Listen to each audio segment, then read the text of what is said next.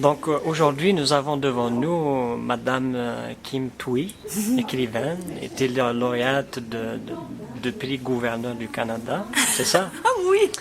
Vous êtes arrivée, vous êtes née en 68, vous êtes arrivée à Montréal en 78, à l'âge de 10 ans. Vous avez raconté toute votre histoire dans le livre Rue. Oui. C'était quelque chose de magnifique, mais c'est une leçon de courage et de persévérance. Vous êtes d'origine vietnamienne. Oui. Certainement, vous avez la langue maternelle qui n'est pas le français. Je voudrais savoir si vous avez les parents déjà, est-ce qu'ils vous ont transmis cette langue?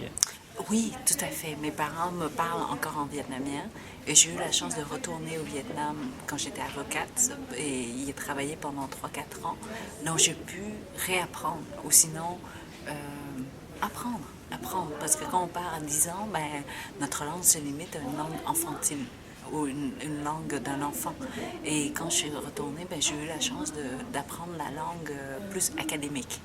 Plus, oui, avec une nouvelle terminologie en droit, en administration et tout ça.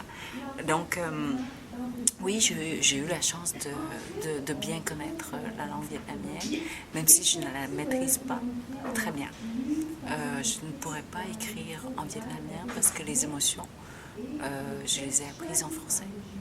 Donc, je ne pourrais pas identifier les émotions en vietnamien. C'est pour ça que je ne pourrais pas écrire. C'est pas tant seulement le manque de vocabulaire, mais le manque de culture vietnamienne. Donc oui, mes parents m'ont transmis tout à fait cette culture-là. Est-ce que vous avez réussi à transmettre cette culture, cette langue à vos enfants aujourd'hui? Je sais que j'ai réussi à transmettre la culture vietnamienne à mes enfants parce qu'ils adorent la nourriture vietnamienne et plus que ça, c'est sûr que la nourriture n'explique pas tout, mais déjà dans la façon de manger, dans la façon de quoi manger, quand manger, comment manger, ça fait déjà partie de la culture d'un pays. Et plus que ça, je vous dirais que dans leur façon d'agir avec mes parents ou avec d'autres Vietnamiens, je vois déjà qu'ils savent que c'est différent. Ils n'agissent pas de la même manière avec des Vietnamiens que des Québécois, par exemple, parce qu'il y a des exigences qui sont autres, qui sont différentes, et des manières différentes, tout simplement. Est-ce que le Vietnam, comme patrie, d'ailleurs c'est le sujet du troisième livre, est-ce qu'il vous manque? Non, parce que j'ai eu la chance d'y retourner. Et j'y ai vécu pendant 3-4 ans quand même. Et donc, je vous dirais que non, le Vietnam ne me manque pas. Mais, comment je dirais ça?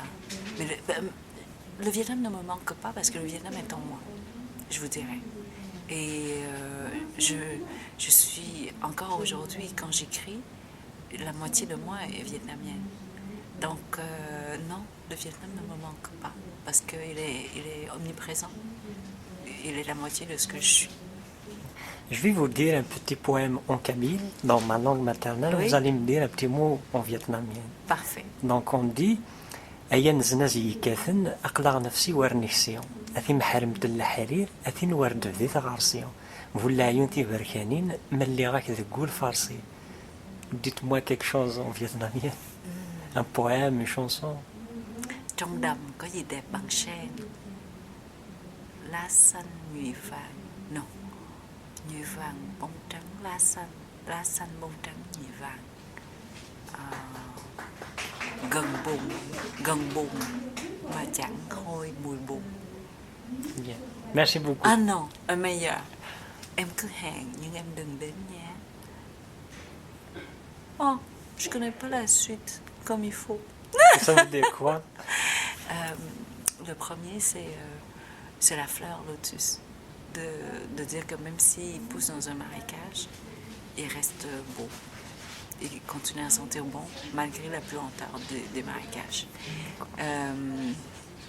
Et le deuxième, c'est dire à une fille, oui, donne-moi le rendez-vous, même si tu ne viens pas. Promets-moi un rendez-vous.